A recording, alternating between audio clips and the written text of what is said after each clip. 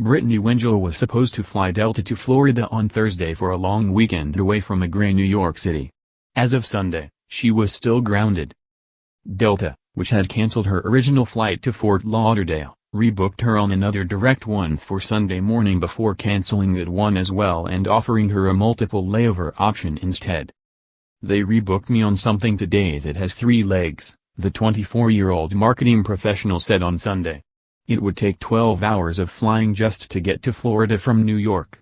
With her return flight scheduled only 2 days later, she decided to forgo the less-than-ideal rebooking and shelve her spring weekend getaway plans altogether. Days after a massive storm struck Atlanta, Delta Air Lines Incorporated is still recovering from what airline insiders term an irregular operation. The nation's second-largest carrier has canceled about 3,500 flights since Wednesday, more than the 2,300 canceled during the powerful computer failure in August that prompted Chief Executive Officer Ed Bastian to apologize to passengers. Perfect storm. Fueling last week's meltdown were Delta's reliance on its Atlanta megahub and rules concerning how long flight crews can operate. While much was beyond Delta's control, including the surprisingly wicked storm that grounded all Atlanta flights for nearly 5 hours, passengers, aviation experts and the airline's own flight crews wonder if the carrier was slow to anticipate the storm's severity and react quickly enough when communications started to break down. "I do not want to underestimate the chaos that a 5-hour ground stop would cause," said Bob Edwards, a former chief information officer at United Continental Holdings Incorporated who recovered from several storms and computer outages during his tenure there. "Canceling quickly and getting ahead of it and staying ahead of it with cancellations is the key." A Delta spokesman wouldn't comment on the issue Sunday. Delta had canceled 150 flights by mid-afternoon Sunday, an improvement over the prior 2 days when it canceled more than 1,200 combined, according to flight tracking site FlightAware.com. The carrier said its operations were stabilizing Sunday, but that rules mandating pilot and flight attendant rest were creating problems and finding people to fly and staff planes. "We know this is extremely frustrating for our customers and we apologize for that," the airline said in a statement Sunday.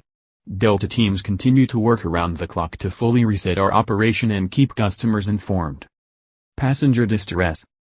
Tales of passengers missing weddings and even pilots stuck in remote airports waiting for return trips to Atlanta were all over social media and present a challenge to an airline that prides itself on the best on-time arrival rate among its peers, according to Department of Transportation data. This is the third major cancellation event since summer, though the other 2 were caused by computer outages. Things were so backed up at Delta's operations center that on Saturday the carrier urged pilots not to call in, and instead use an automated system called roll call for communicating with crew schedulers, an internal communication to pilots showed. Edwards, who left United in 2014, said the majority of Delta's problems were almost certainly beyond the airline's control.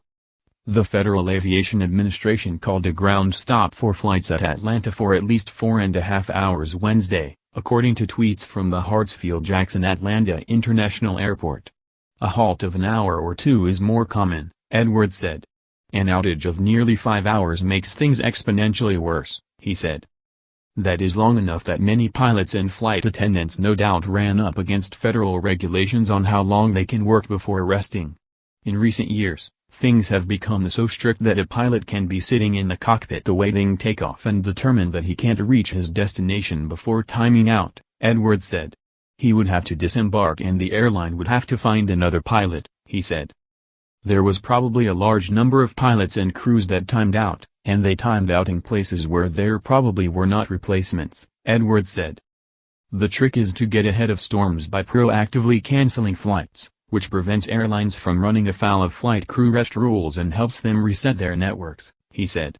"The question is whether Delta canceled enough flights at the outset to get ahead of things," he said.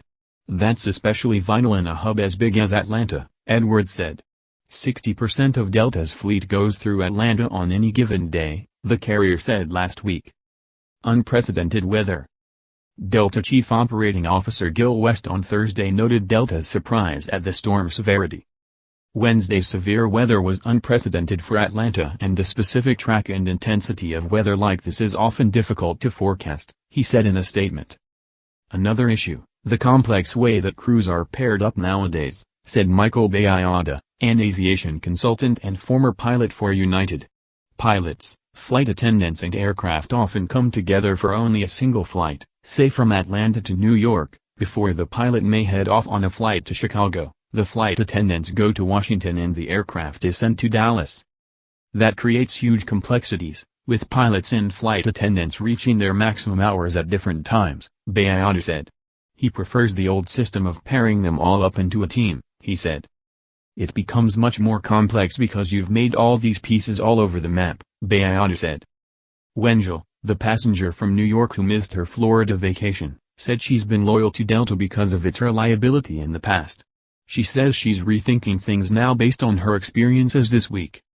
This will probably impact my view of Delta, but we'll see what their response is as a result of this, she said. So far this has been handled so irresponsibly.